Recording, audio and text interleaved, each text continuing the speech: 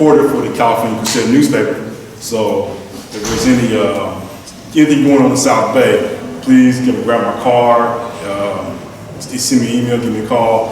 Anything you know on Inglewood, Hawthorne, Gardena, I love to write about it, I love to share with everybody in the California Crusader newspaper. But that's not the reason why you're here today. You are here today because you want to be writers, or you are thinking about writing that first book. So I am here along with Chandra and Mr. Hawkins. We're here to help show you how to write that first book. And I'll try to be as succinct as I can because I know we're out at 4 o'clock. I know it's a presentation, so I want to be respectful towards that. The first question we have to ask ourselves when you're writing a book is, what is your motivation? What's your motivation? So let's pull down right to it.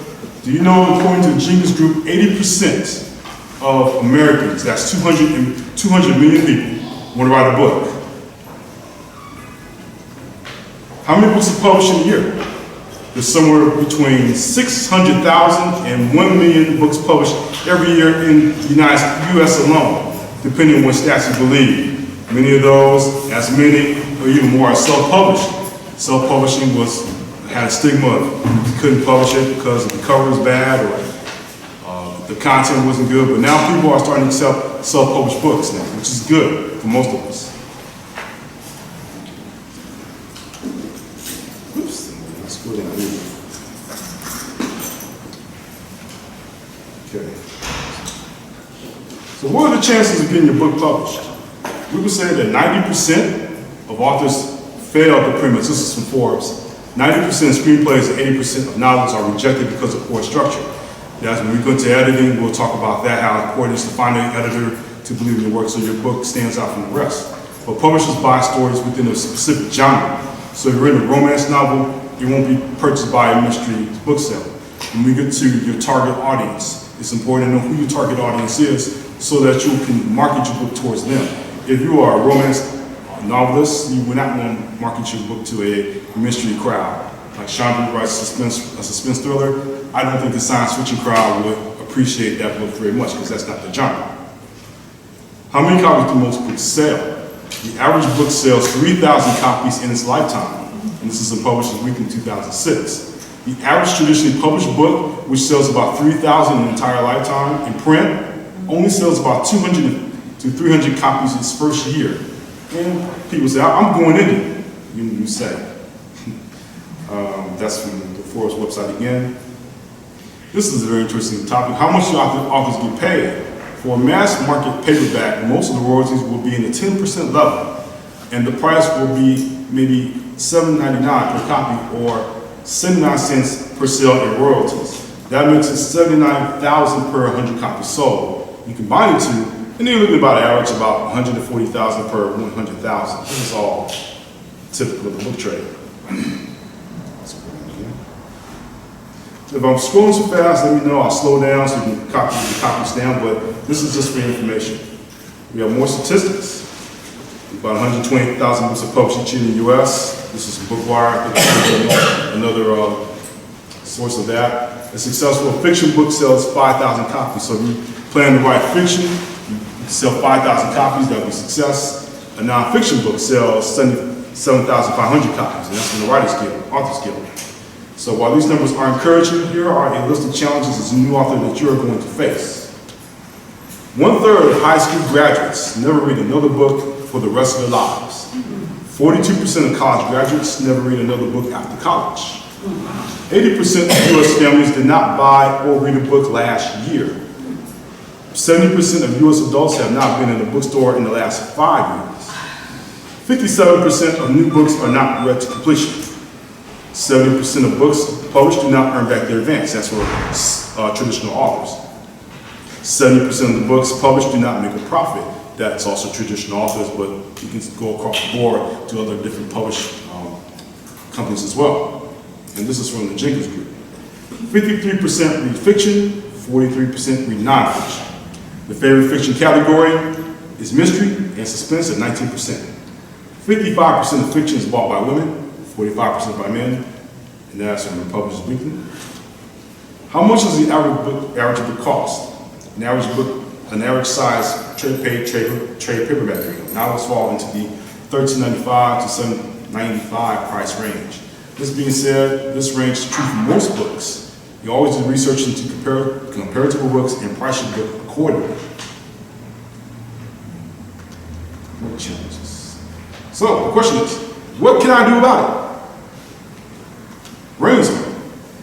Brainstorming your ideas is the best way to come up with a winning manuscript. And for those of you, Mr. Hawkins' workshop, this is new. In fact, you're ahead of the game as far as what he's taught you so far. But for those of you who have not been in this workshop, this is something you need to learn about brainstorming.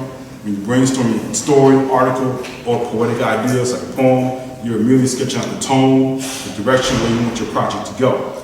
Brainstorming gives you the freedom to create your characters, the scene of a story, the theme of, or the message of the work, and anything you want, you allow your story to be.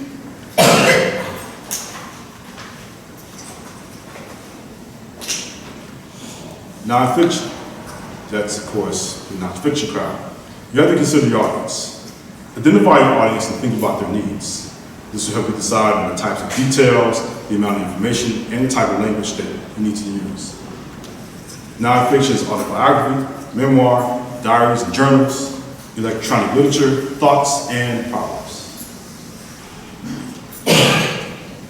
Expressive writing captures thoughts, feelings, and experiences. Some of it is private, such as a personal journal, or it can be shared with an audience like your friends, family, or other readers who might be interested in what you have to say. And for nonfiction, is also a narrative. When you tell a story, you are telling a narrative. It can be reality-based or imaginary. Writers can share their world and their experiences using narrative writing.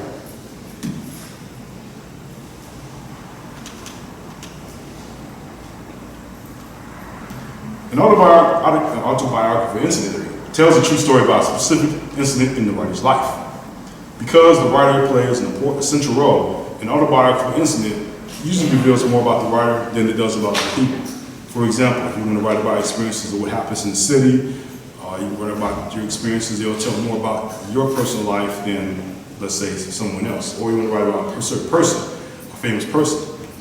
Maybe your views about how you see that person, but that's exactly what this is talking about. In a personal narrative, a writer relates a true story about a memorable experience from his or her life. The writer recreates the experiences for readers and shares thoughts or insights about it. An anecdote is a brief story, either oral or written, about an interesting or strange event. It's usually humorous and entertaining. The speaker of the anecdote plays a part in the story and often learns a lesson from the experience. Aesop's Fable is a very good example of this. How many of you have read Aesop's Fables? I can't see because it's too dark. Well, obviously, the majority of you have read Aesop's Fables. And so you know it's an anecdote, and the anecdote always has that moral at the end that we can all learn from. That's what the example is.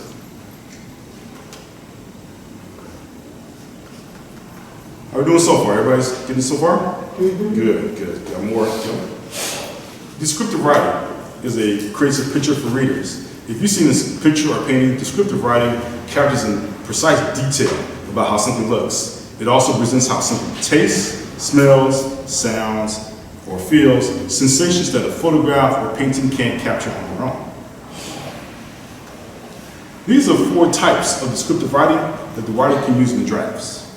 Remembering people or places. You can write descriptions of people or places in your past. When writing a remembrance, include details that help convey your feelings about the person or place that you are describing.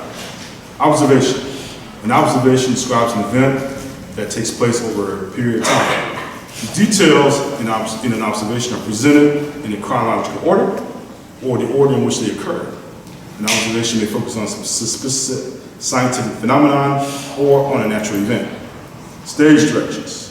Stage directions are a description of the setting of each scene in the play, movie, or television show.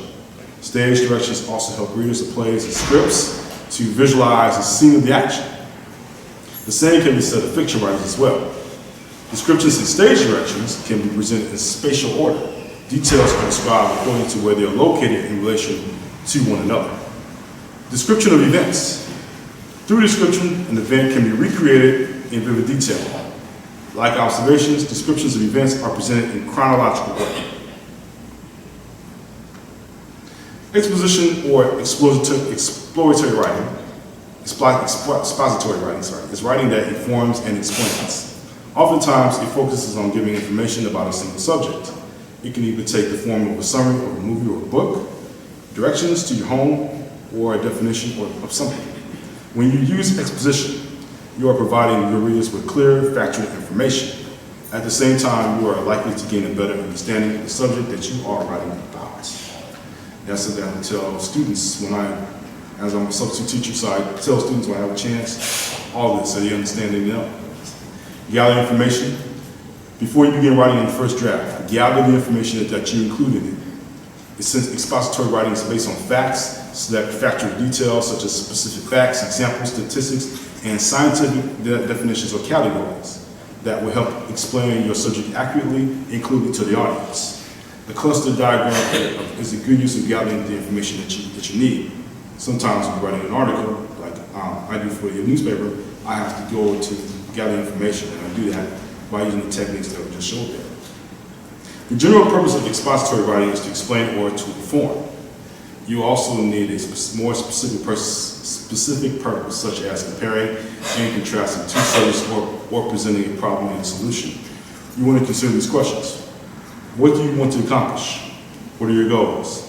What makes your subject special or different from others? How will your audience use the information that you are explaining, and which information is most useful?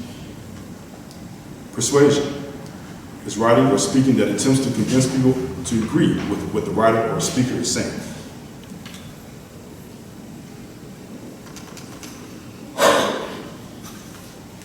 The examples of persuasion writing include a written recommendation, and most of you on your jobs, you receive written recommendations that attempts to persuade readers to act or think a certain way.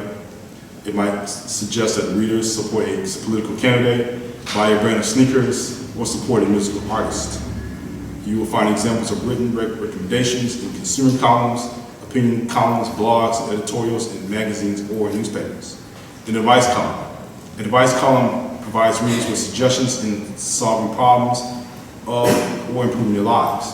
You can find examples of advice columns in newspapers, magazines, and blogs. Often, advice columns are written in response to letters or messages from readers. An essay supporting an opinion, like an editorial. And a persuasive essay is a short composition that attempts to convince an audience to take action or to accept a position on an issue. And that's what the editorial does. It used to be that way, but don't see too many editorials today because everyone has an opinion now, right? Okay. So we have to distinguish fact from opinion. As you gather evidence, be aware of the difference between facts and opinions.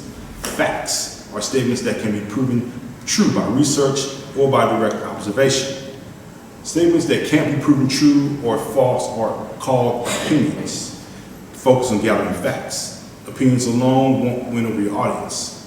I'm sure many of you just read the internet, you see the internet, and you see these thought pieces or opinion pieces. And most of these opinion pieces, they are little facts, but they have just about a range of opinions where people think of a certain subject, how a certain subject should go. For example, if you make the case that people should wear white socks, you're going to write about your personal experiences about wearing white socks. And you may say, I hate wearing black socks, but that's your opinion. Whereas facts, you may prove that white socks are worn by the public. 58%, you use facts, statistics, figures, you can do that. But if you're using your opinion, then they won't win every audience. You're not going to convince your audience. You're not going to win them over because you're using your opinion rather than fact. Organizing details. When you gather enough details to support your position, organize them in a way that will help you persuade your readers through a pro-con chart mentioned earlier to compare and contrast reasons for and against your position.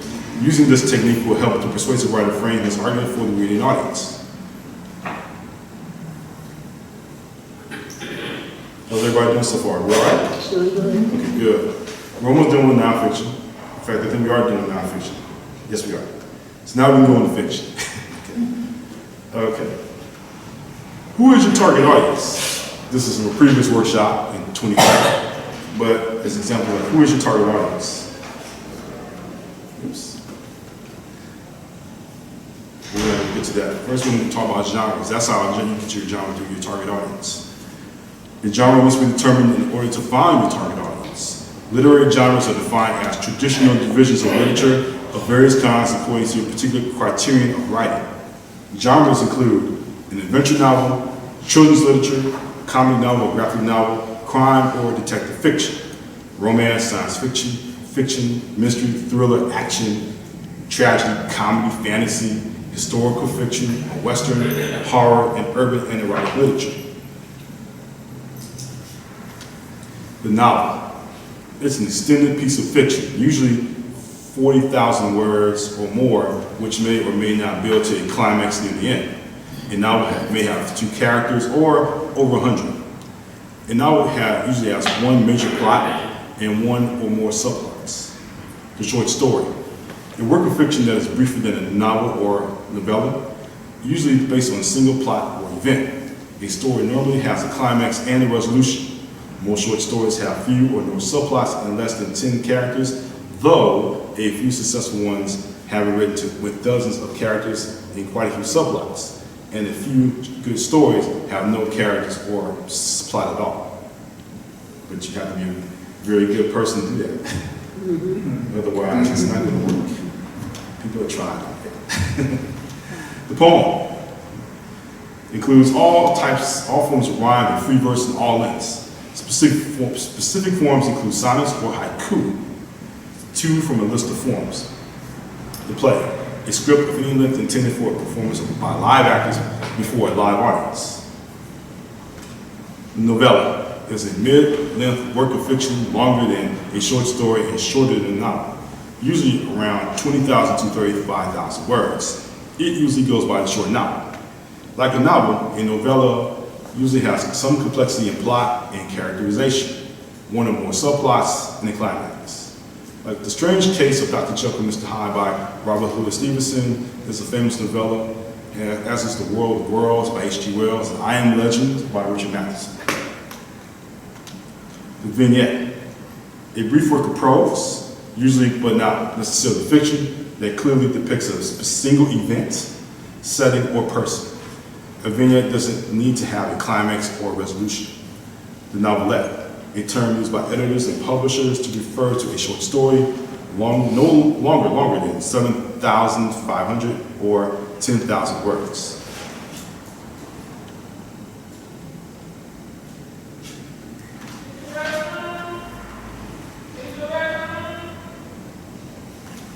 A genre must be defined in order to find your target audience.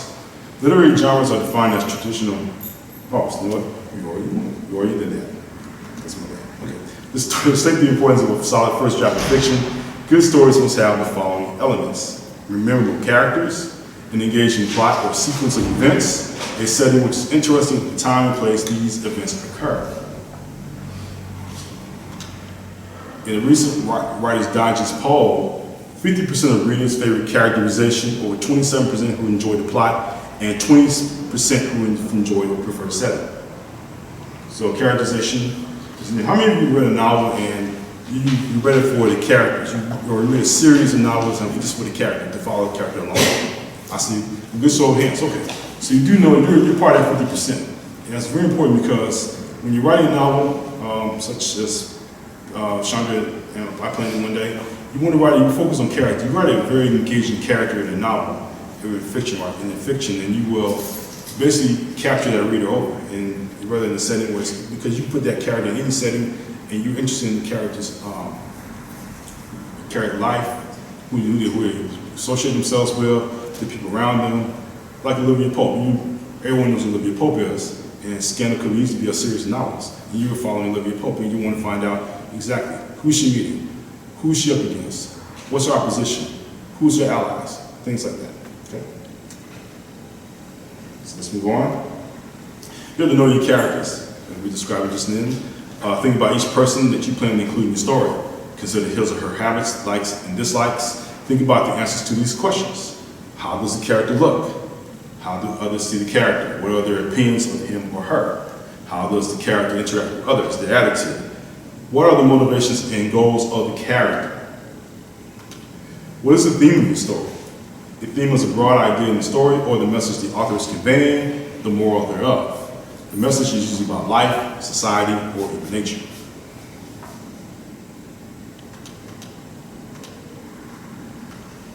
Explore your setting. A description of the setting will help the readers picture what's happening in the story. Decide the location, time, and period of the story. Try sketching or drawing a picture of your setting or look through photographs to find a setting that you like. I think one author, a famous, well-known author, he usually goes around the city and takes pictures for his settings and uses those settings in the novel. You can do the same thing. You can go, let's say it's Exposition Park. You can go around to the Rose Garden, take a picture of the Rose Garden, and writing a kind of romantic scene there or a mystery scene there. You can add that setting to your work. Read the diagram of plot. A plot of fiction follows this pattern. The exposition or the beginning establishes the setting, identifies the characters, and introduces the basic situation. The rise in action is a series of events that build the interest of suspense. The climax is the high point of interest or suspense in which the outcome will be decided. The falling action or intrigue or epilogue follows the climax and is the point where the issues are resolved and questions are answered. The characters' fates are revealed. A sequel might be hinted at, loose ends might be wrapped up. The epilogue at the end is usually the post-credit screens in movies now. That's kind of like the epilogue. And the afterword is where the author, or not the character, speaks directly to the reader in dialogue. Drafting the story. Now that you have a clear sense of plot, begin drafting with these suggestions in mind. Concentrate on making your plot interesting. Develop your characters through dialogue and settings. Include physical descriptions of setting. What is the point of view? First person. The story is seen through the eyes of the character who is part of the action. Narrative. Scout from Hercules to Kill a Mockingbird. That's a narrative point of view. The third person is a narrator. The narrator is an outside observer who does not participate in the action. Most authors choose third person or omniscient. Okay, they choose third person. Meaning the thoughts of every character are open to the reader, or the reader is open to the thoughts of every character, so they know what's going on. Omniscience. There you go. I knew I did that. So how should I start? Let's review the basic elements of writing a good story. Provide background information about the characters, setting, and situation. It's a good way to prepare the reader for what's next.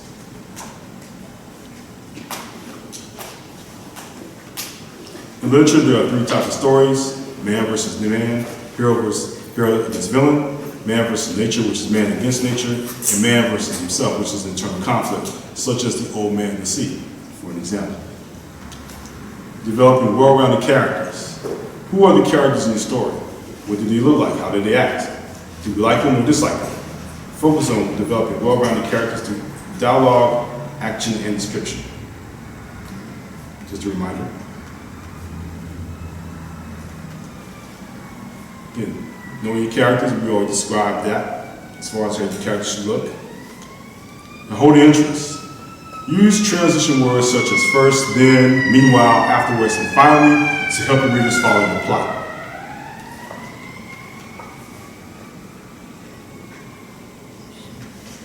Revision and editing. Before you complete that first masterpiece, ask yourself the following questions. Is the story idea focused? If not, do you need to narrow your topic on a shorter time period? Is the use of language and details appropriate to your audience? Take time to consider each word and detail used. Is your plot well organized and easy to follow? Add transition words to make the events easier to follow. Are your characters developed through description and dialogue? Add descriptions and dialogue to give readers a clear picture of character personalities. Have you created settings related to the action, suited to the action described so that readers can follow them? Add descriptive details. The final step is to create a title that will capture the interest of the readers. Readers are captivated in an interesting title. You can change a song, book, or movie title to suit that theme or mood in your story.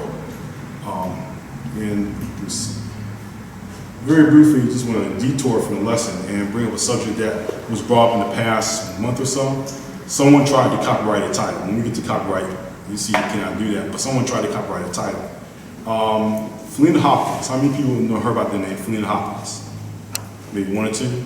Felina Hopkins tried to copyright a title. She has this book called The Cocky Series, or it's all cocky. And she tried to copyright that word, cocky. And she had warned any author who used that word in any titles of their books not to use it, she'll give them a lawsuit. Well, recently a court found that she cannot do that. You cannot copyright a title, for one. So her threats don't matter because the judge has decided you cannot copyright a title, but you cannot copyright a title. So you can choose anytime you want. Titles are not copyrighted. As long as you find an inventive title for your book that will help readers read the book, like The Voices of South Central, Shades of Retribution, then they'll hopefully capture your desire and they'll read your book. Also, Charles, yes, you might want to refer the audience to Title 17 of the United States Codes. I'm about to get there. Oh, okay. I'm about to get there. I'm jumping the gun. I'm sorry. That's okay. That's good. I like you folks who participate, but you know, because I'm trying to give enough time for I'm rushing and trying to give enough time for Mr. Hawkins. Mr. Hawkins will get up. So, okay. So sending your work off.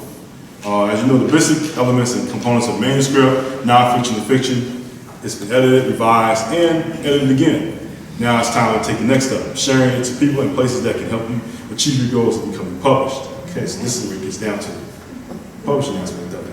When we get to Title 17, okay, query letters, so we're not going to worry about query letters because that's traditional publishing. But okay, that's more of this query letters right here. I do this with traditional publishing, trying to focus on other things today. So here we're talking about copyright. Here we finally reached copyright. So this is what I'm talking about. This is going to be a controversial topic, so everyone buckle in, all right? What is it? Copyright is a form of protection that's provided by the laws of the United States, Title 17, the U.S. Code, to the authors of original works of authorship, including literary, dramatic, musical, artistic, and certain other intellectual works. This protection is available to both published and unpublished works. You, us, me, everyone else, everyone in this room here is responsible to having your work copyrighted. So here's the controversy we're about to come up in a minute. Here's the controversy. The poor man's copyright issue. The PMC was originally used by authors who sent copies of their own work to themselves through the mail without opening the envelopes in hopes that would grant them legal protection by establishing a date at which the work was created. And I'm not going to ask who's done that before in this audience because I'm going to have a face controversy in a minute. Use of this method will probably not hold up in court, as it is simple for individuals to pre-send envelopes in which can then be used later by placing the actual IP, intellectual property, materials inside. The United States Copyright Office says this is the official statement that they said. I heard about a poor man's copyright, but what is it?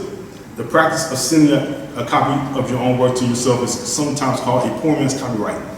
There is no provision in the copyright law, wait, don't start yet. There's no provision in the copyright law regarding any such type of protection, and it's not a substitute for registration. This is registering your work. Okay? We'll read you the updated versions of it in a minute.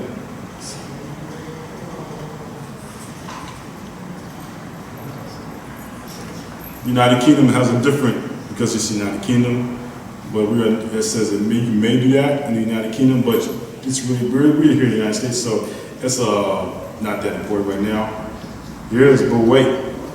Author's copyright takes effect once it is written down or recorded, but to sue and win, the person must need to prove when the thing was created and to register with the Copyright Office. It applies to offline work. That means the minute you put something out on the internet or you put it in print, that means it's operated copyrighted. This is from a person that I had a debate with online, Facebook of all places, about copyright. I mentioned there's no such thing as a poor man's copyright, and I got tremendous pushback from a person who was knowledgeable in law, and she had mentioned it. So this is according to her.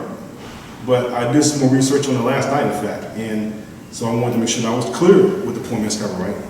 And basically it says the internet even proves it doesn't work. There are some websites that you may want to write down to see whether or not that's true or not.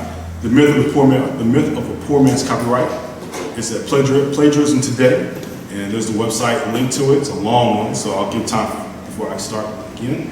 And there's poor man's copyright. Snopes. Snopes is the website that will kind of, anything that's false that's out there, Snopes usually disproves it.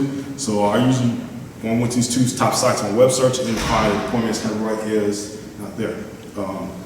they'll tell you more about the copyright. And it's basically the same things I'm saying about Title 17. Okay. I'm gonna give just about a minute for everyone to take a picture, or you can look this up for yourself and do the research for yourself. It's not just me saying this. It's not just Chandra saying that, or I don't think she believes it. We have, but just anyone who is taking a picture or writing it down right now, do the research for yourself and find out whether or not the poor man's copyright is applied or is a substitute for registration. The Copyright Office doesn't think they are dead set against this as far as registration works. And in fact, you go to copyright.gov, it will tell you the methods how to register. I tried to register it for my new book, and usually the price for now for a self-published work is $35. If you have more than one self-published work, like I have an anthology coming up, so it's multiple. Yeah, it's expensive. Multiple works and same subjects, they try to charge you $55 for that. So it's expensive, but it's worth it to get automatically get your name out there and also get your name copyrighted or your work copyrighted. Okay, so the fee that work copyrighted changes from year to year. I'd say it was $35. And based on if you have a single work, which is like a single story, or an anthology like I'm planning to have next year, it will usually be like $20 more than $55. But it's best to check with the U.S. Copyright Office on the website to find out the updated fees, all remittances, shipping in the forms of checks, money orders, or bank drafts. But you can also, if you go into copyright.gov, there's a way you can pay online too. So you don't have to send it through snail mail. All the information that you see right here on the top tabs or the workshop, that's some old information we paid out before. So everything's updated now so you can pay online. Okay, well, good. Everyone's got information down for the Copyright Office? At least get the website, copyright.gov. Okay, moving on. ISBN. You need an ISBN. I'm gonna pull a book out. Anyone hear me? Yeah. Okay. So each book, this is an example for books, and you have an ISBN number. ISBN numbers are right here. Barcode. They have a 10 or 13 standard number, digit number that uniquely identifies each specific edition of a book or book-like product. Used by publishers, booksellers, and libraries as a form of inventory and sales tracking. That means any book here at Bilbrew that you look at has to have an ISBN number, because these are books you cannot get paid, or if you're an author, if you're a self-published author, you will need the ISBN number. Traditional publishers usually come with their own ISBN numbers, and when we get to Amazon, you find that they'll take care of that for you. But in the back of each book, and you go in our books, you see an ISBN number back there. It's a barcode. Very important for them to track your book. If you're a mainstream publisher, it's track orders for your book. Amazon, you do it all the time. You go on, you click on it, and you see if your number is tracked, who bought your book, what date they bought your book, and where your book is going. Okay. So, question. Okay, yes. Is the ISBN number still 13 digits now, whereas it used to be 10 years before? Yeah, I remember when the last workshop we had, they had already changed it. To 13. To 13, right, because they changed it to 13 as around 2007. Okay. When we did the workshop in 2005, that was a possibility that was out there. But now it's been years since that's happened. So all the books, even when I started, I did a mobile bookstore in Northern California, and I noticed most of the books were 13 ISBN numbers. ISBN 13, yeah. So there's no changes at all. Not yet. Not yet.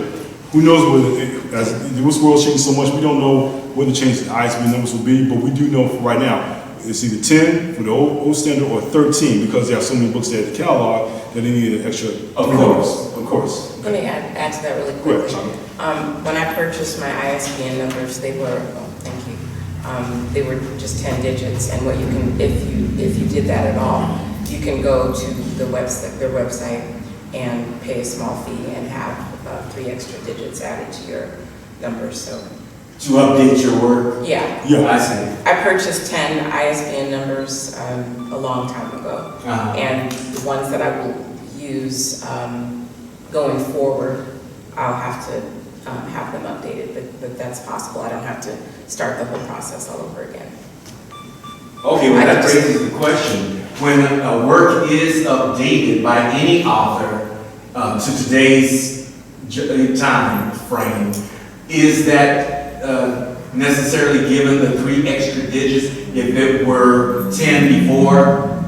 You probably should go ahead and apply to have the 3 digits added to your original ISBN. Just to cover yourself, but usually the ISBN, the office will have your old 10-digit number catalog. They will know exactly it comes from you. If you want to secure yourself, reapply for the 3 extra numbers. That way, if someone happens to buy your book or if you scan a bookstore or whatever, you'll still get paid for that. Okay. Well, you can also see the potential conflict of interest with somebody writing the same genre, for example, as you, and having an almost exact ISBN number or IBSN number, and it's almost the same, and therefrom becomes a conflict of interest. Okay, just real short story there. That's kind of going to his question. My publisher for my second book, The Voices of South Central, published the book with the wrong ISBN number. And when you see my books, you'll probably notice in the back that some have the updated ISBN, some do not have the updated ISBN. If I were to take my book, The Voices of South Central, to a bookstore, and someone scans it, and that will go to another book, a gentleman who is going to profit off my book, because his book has the same ISBN number as my book. So he will get the pay for that. But what my publisher did is he attached a new ISBN number, or gave me stickers, ISBN stickers to attach to my book. So anytime with the new ISBN number, if I were to take it to a place that would scan my book, then I would receive the benefits from that rather than the gentleman who was publishing the work. So that's the kind of dealing with the ISBN numbers. That's what Sean was talking about. Yeah. You want to definitely cover yourself with the ISBN numbers. Okay? Got it. Okay. Excuse me. Yeah. So the ISBN number identified me, not, I can use that same number for different books. Is that what I understand? That's a number assigned to me. It's a book for that one book. It's an ISBN number for that one book, right? Like I have 2 books, so the ISBN number for my first book is different from the ISBN number for my second book. But the ISBN number is that's your book. It identifies your work, and that means your work will be the one when it's scanning through. You will get the benefits from that book. You're a sub-publisher or Amazon publishing. But I'll just get to in a minute. But your ISBN number is your special number for your work. That one work that you have. Yes. Whether you do second and third editions, do you continue with the same ISBN number? Good question. Haven't gone far yet, but books I have seen have second edition. You usually keep the same ISBN? I'm not sure. You're not sure. They usually keep the same. This is my opinion. They usually keep the same ISBN number so not to have confusion, because it's a second edition to that same book. Let's say famous science fiction. Let's say Octavia Butler. She has a second edition of the Kindred, right? So let's say that were the case, hopefully you should have the same ISBN number, because you want to look for it online. You can look for it, and then you know the ISBN number belongs to Kindred, so you just pick it up or buy it. And then that's my opinion about it. But it's good to do some research. Hopefully next workshop I'll have information about the second and third editions of a book, because most people. It's a good question. It's a good question. It's a good question, and most people really don't tackle it. But what we're gonna do is I'll wrap this part up now, because I'm when it's conclusion. But with nonfiction has genres as far as fiction, and the thing about it is to consider your audience, gather your purpose, gather information for nonfiction. Different types of writing, from expressive to persuasive. In fiction, know your characters, explore your setting, diagram your plot, decide what is your point of view. Remember, in your first draft, you write from your heart. Don't worry about mistakes or bad grammar. When you start your revision, that'll be time to clear up your manuscript. And find out who your target audience is. When you get to marketing, we'll talk more about your target audience. It's very important. Let's see. Query list, that's what traditional publishers actually